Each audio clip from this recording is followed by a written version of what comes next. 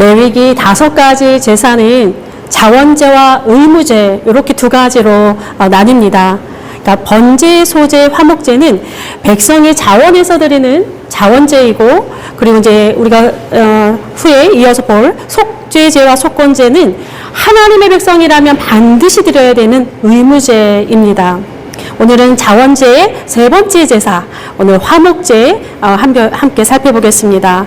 이 화목제, 화목이라는 것을 한자로 한번 살펴보니까 화할 화, 화목할 목 이렇게 쓰였습니다. 근데 이 화할 화가 벼화자 옆에다가 입구자가 있는 그러한 모양새입니다. 그래서 이 형성 문자의 해설에서 보면 이렇게 되어 있습니다. 수확한 벼를 나누어 먹으면 화목하다 이렇게 되어 있습니다. 네, 그리고 화목할 목자, 눈목자가 쓰였죠. 눈빛이 온화하다라고 하는 뜻에서 시작을 해서 친하다라고 하는 의미로 이렇게 연결되는 그런 한자인데, 화목을 합치면 함께 나누어 먹는 식탁에서 눈빛이 온화해지고 친해진다, 이렇게 풀이할 수 있겠습니다.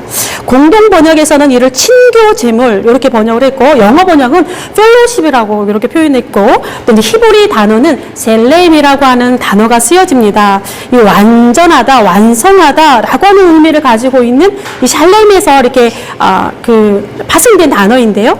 이 샬렘 귀에 좀 많이 귀에 익숙하죠. 예루살렘 뭐 이런 것도 있고, 예, 이 샬렘은 완전함과 일치의 상태, 회복한 상태를 의미하는 말로서 이 단어에서 샬롬이라고 하는 말이 또 이렇게 파생이 됩니다. 그러니까 이 단어에서 샬롬, 샬렘 이렇게 다 파생이 된 그런 단어들입니다.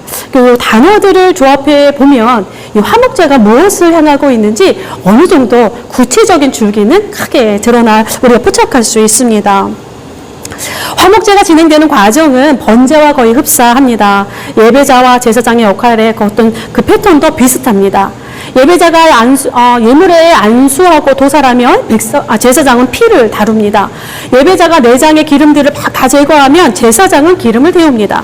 그러니까 예배의 주체 역시 예배자이고 참여자와 협력자는 제사장입니다.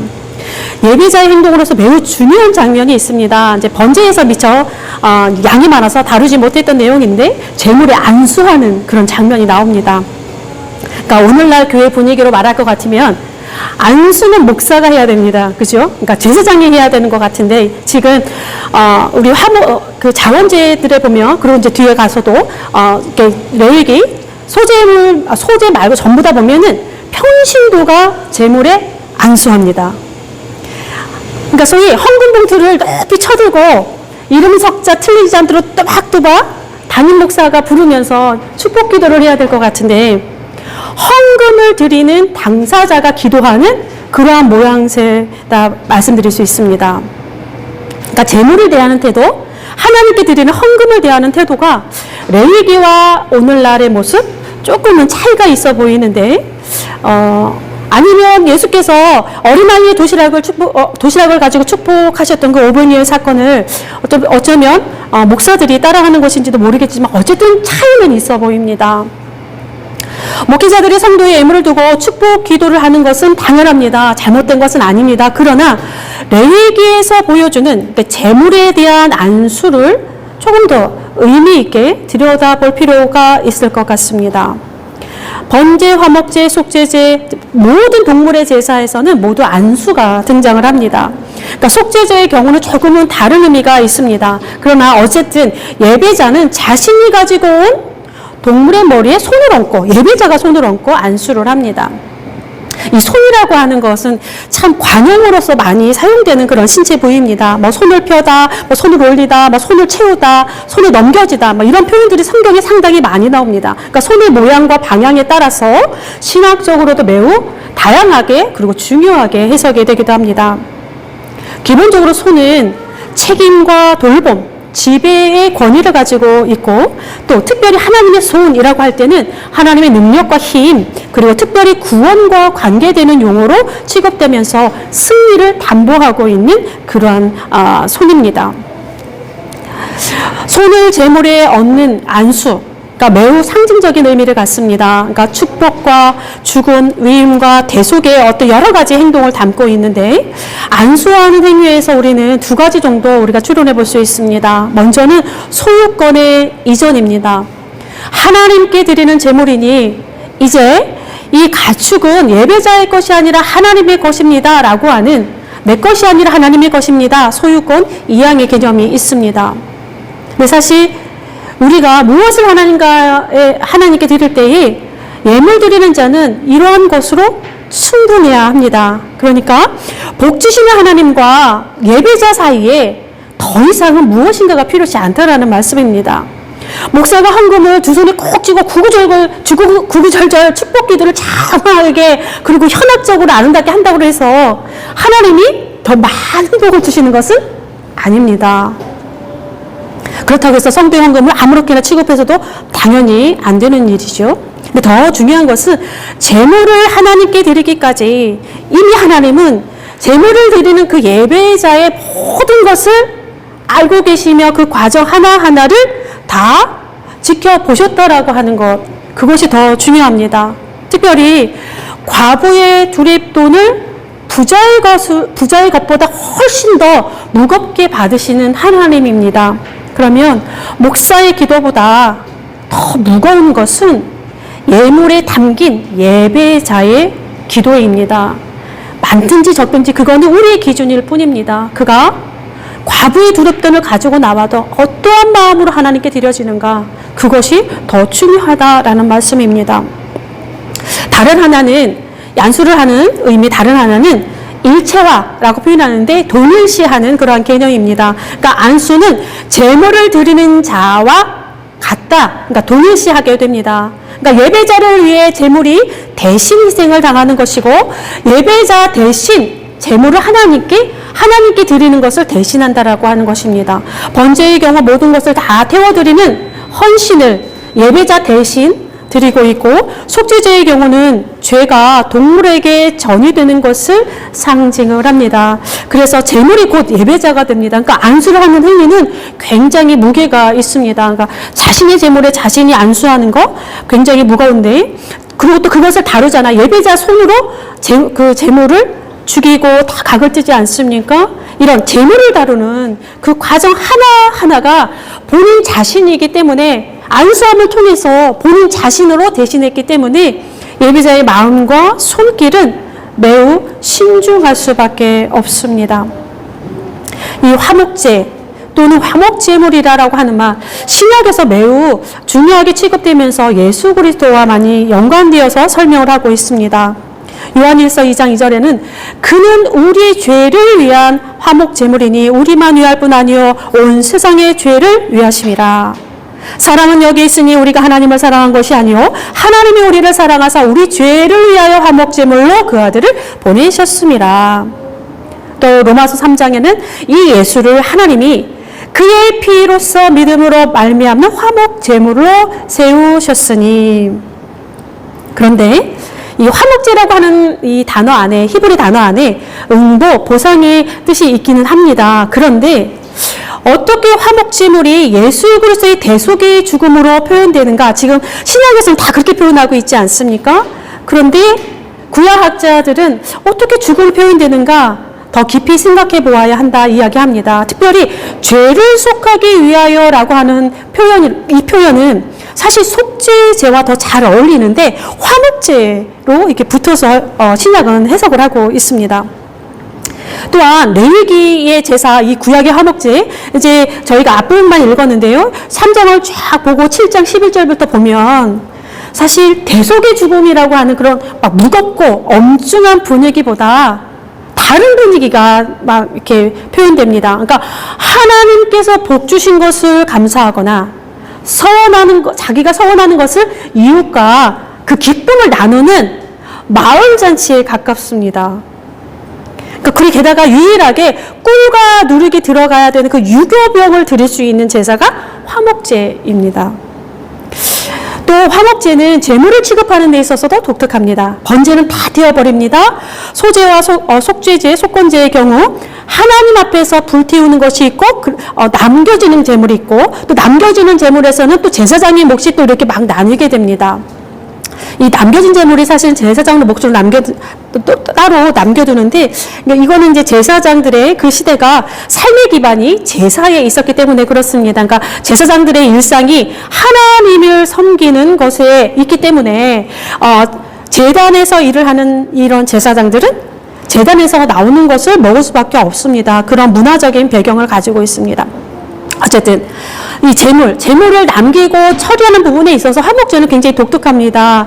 유일하게 화목제에 남겨지는 고기, 그러니까 속죄제나 속건제 같은 경우는 제사장으로 넘겨가는데 화목제는 그렇지 않습니다. 남겨지긴 남겨지는데 또 제사장의 몫은 또 따로 남겨두지만 제사에 참여한 모든 사람들이 그 재물을 함께 나누어 먹습니다. 공동의 식사가 들어가 있는 것이 화목제입니다. 그러니까 화목제에서 가장 중요한 시간이라고 볼 수 있습니다. 절정이라고 볼 수가 있는데 하나님께 화목제를 드린 후 그 고기를 그 제사에 참여한 모든 사람이 나누어 먹는 것 바로 화목제의 특징입니다. 그러니까 화목제 1부는 하나님과 사람이, 화목제 2부는 사람과 사람이 사귐이 있는 제사다 할 수 있습니다. 그래서 화목제를 사귐의 제사 이렇게 표현하기도 합니다. 그러니까 특정한 사안을 제외하고는 대부분의 화목제의 경우는 이렇게 비축할 수 없습니다. 당일에 다 먹어야 됩니다. 남는 것은 다 불태워져야 하는 규례가 있었기 때문에 이왕 불태워질 바에야 모든 사람들이 다 와서 먹는 것이 더 좋겠지요. 그러니까 자연스럽게 화목제는 마을 잔치처럼 그렇게 축제의 분위기로 흘러갑니다. 그러니까 제물을 통해 하나님과의 사귐이 진행된 후에 식탁 위에서 이웃과의 사귐이 진행되기 때문에 하나님과의 화목, 이웃과의 화목이라는 점에서 히브리어나 한글 성경이나 화목이라고 하는 단어는 참 잘 어울리는 것 같습니다.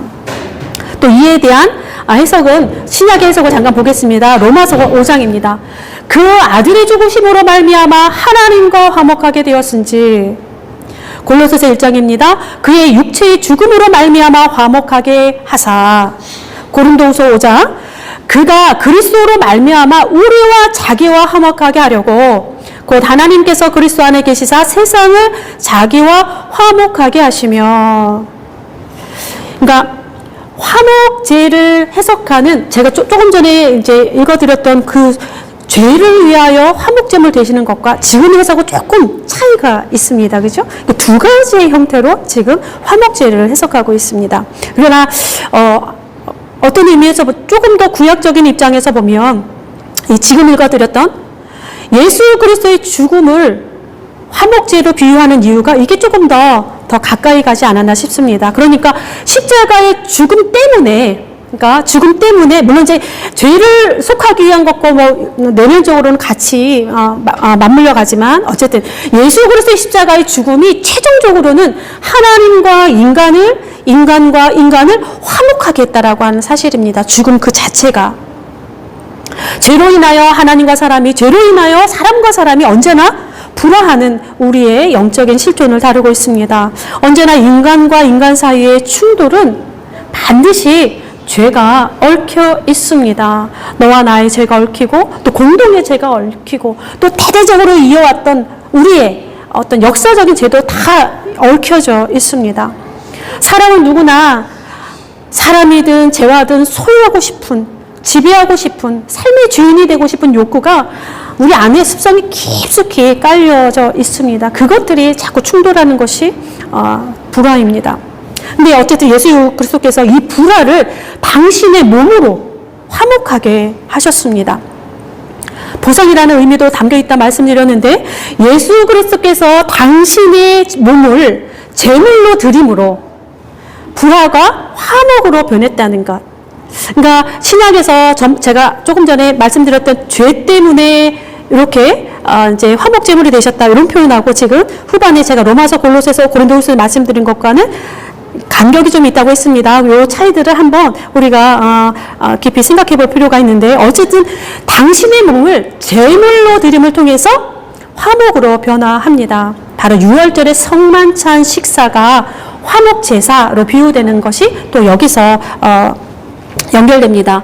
마가복음 14장에 예수께서 떡을 가지사 축복하시고 떼어 제자들에게 주시며 이르시되 받으라 이것은 내 몸이라 하시고 또 잔을 가지사 감사기도 하시고 그들에게 주시니 다 이를 마시매 이르시되 이는 내가 많은 사람을 위하여 흘리는 나의 피 언약의 피니라. 그러니까 언약도 여기에 들어갑니다. 예수 그리스도의 몸을 통해 하나님과 사람이 화목하게 되는 식사를 하게 되는 그러한 장면입니다. 그러니까 화목제의 절정은 하나님 앞에서 이루어지는 예배, 사귐의 식사, 화해의 그런 식사에 있습니다. 여기 이 부분을 가지고 이제 마가복음의 이 부분을 가지고 사실은 그 시대에는 예수님의 이 말씀이 충격적인 하나의 말씀으로 존재했습니다. 왜냐하면 하나님께 드리는 제사의 모든 피는 다 제단에 뿌려지게 되어 있고 또 제사장만이 따로 구별해서 처리하게 되어 있습니다. 그런데 예수님 여기서 마시라 이렇게 말씀하시잖아요. 물론 상징적인 의미입니다. 모든 것을 다 내어드린 생명에 참여하라고 하는 상징적인 의미지만, 그리고 또 제자들이 진짜 피를 마신 건 아니지만 어쨌든 피를 거룩하게 구별해서 따로 처리하는 유대인들에게 피를 마시라라고 하는 표현은 상당히 충격적인 그런 초대였고, 또 그 당시에도 실제로 피를 마신다더라 막 이런 소문도 돌았다라고 하는 기록도 있습니다. 이런 에피소드가 있는데, 아무튼요, 자, 함께 먹는 행위, 공동적인 생명의 원천에 참여하는 것이고, 또 특별한 대상의 힘, 그러니까 하나님, 그 공동체적인 접촉을 의미하고 있습니다. 그래서 발터와 아이로트 같은 신학자들은 아주 심각한 문제들이 없다면 이 식사는 깨뜨려질 수 없는 친교를 의미한다, 그렇게 표현하기도 합니다. 함께 생명의 원천에 참여하고 함께 하나님과의 접촉에 참여하는 이 화목제, 나눔의 제사, 사귐의 제사입니다. 그러니까 하나님과의 화목은 반드시 사람과의 화목을 견인하게 되어 있습니다. 성도들이 나누는 식탁은 이러한 화목제가 되고 주께서 베푸신 성만찬의 식탁과 동일합니다. 그래서 교회의 식탁은 언제나 누구도 소외되지 않아야 하고 누구나 당당하게 참여할 수 있도록 해야 합니다. 교회 식탁에는 특별석이 있어서는 안 됩니다. 제리는 교회도 자주는 아니지만 하나의 의식처럼 식탁을 나눕니다. 아셨습니까? 하나의 의식이라는 거, 소박한 우리의 식탁이지만 함께 나누는 우리의 식탁에서 이런 화목제와 성만찬을 향하고 있습니다. 화목제가 특별한 이유가 또 하나 있습니다. 굉장히 중요한 이유이기도 한데, 화목제는 자원제와 서원제라고 말씀드렸습니다. 개인의 특별한 헌신과 개인의 감사, 그러니까 개인적인 일이잖아요. 이게 공동의 영역으로 흘러가는 제사입니다. 특별하죠. 그러니까 나에게 주신 하나님의 은혜가 다른 사람에게도 하나님의 은혜가 되는 제사라는 거예요. 나에게 베푸신 하나님의 은혜, 우리에게 베푸신 하나님의 은혜가 된다라는 그러한 상황입니다. 나에게 베푸신 은총이 우리에게 함께 나누는 은총이 되는 그러한 제사, 그런 예배. 그러니까 하나님이 우리에게 주신 모든 은혜는 나와 내 가족만 잘 먹고 잘 살라 주신 것이 결코 아닙니다. 부와 명예와 권력이 나의 특별함이 될 수는 없습니다. 재물이 많은 것이 우리의 자랑이 아니라 그 많은 재물로 어떻게 쓰느냐가 더 중요합니다. 우리에게 지식이 많으니 자랑이 아니라 그 똑똑함이 어떻게 거룩함으로 쓰여질 수 있느냐.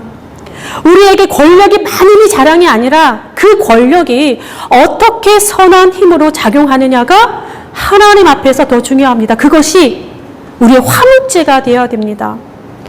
나의 재물이 다른 이의 재물이 되고, 나의 지식이 다른 이의 지식으로 흘러가고, 나의 권력이 다른 사람의 권력으로 선한 힘으로 흘러가게 하는 것. 이것이 화목제사가 가지고 있는 중요한 의미입니다. 하나님께서 허락하신 부와 명예와 힘이 자신의 울타리에만 머물고 자신의 울타리를 견고하게 높게 쌓우는 그런 것에 불과하고, 또 집단 이기심을 채워가는 그런 것으로 남는다면 그곳에서 풍기는 것은 결국은 고약한 냄새일 뿐이요. 거기서 흘러나오는 것은 썩은 물밖에 없을 것입니다. 우리는 사순절 네 번째 주일을 맞이합니다. 우리에게 평화를 주신, 하나님과 화목하게 하시고 사람과 화목하게 하신 그 주님의 고난, 그 주님의 고난을 깊이 생각하면서 우리의 예배가 이웃과 어떻게 화목할 수 있는지, 하나님이 주신 은혜가 어떻게 다른 사람과 화목제물로 함께 나누는 식탁이 될 수 있는지, 우리가 그러한 것을 고민하며 씨름하는 사순절이 되길 원하고, 오늘도 분열과 반목과 협박과 폭력이 난무하는 땅 위에 예수 그리스도의 평화가 우리의 삶의 한 조각에서 조금씩 충만하게 세상 속으로 흘러갔으면 좋겠습니다. 기도하겠습니다. 친히 화목제물이 되어주사 하나님과 우리를 화목하게 하시고 이웃과 더불어 화목하게 하시는 하나님, 감사드립니다.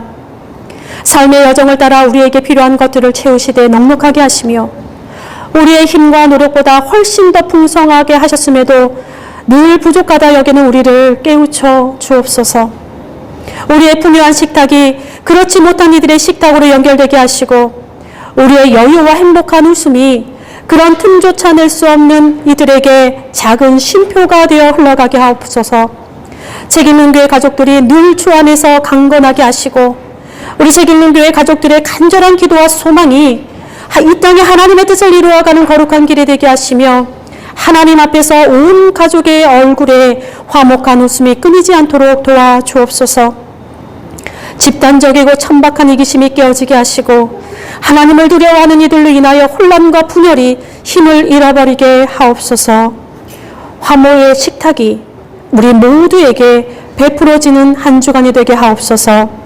가장 연약하나 가장 강한 힘으로 죽음을 정복하신 예수 그리스도의 이름으로 기도드립니다. 아멘.